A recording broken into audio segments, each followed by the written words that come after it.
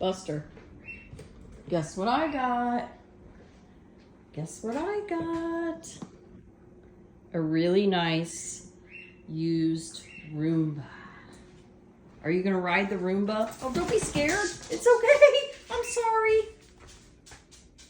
Oh my.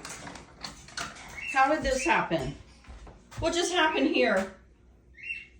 Why is he over here drinking your water, Buster? Poor Buster. I didn't know he climbed down. Like I went out to get the Roomba. It took me a couple minutes and here he is. And you have your own water, by the way. All right. Let's, let's get this taken care of before there's a problem. Plus, it's double trouble because Buster doesn't like me in his room. Step out. You have water of your own.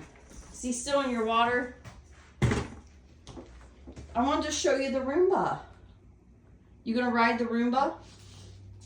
Earl, what do you think of the Roomba? Huh? What do you think of the Roomba? What's the word of the day? No word of the day? Oh my goodness, you boys. Let's see if Buster comes back out and he'll look at the box.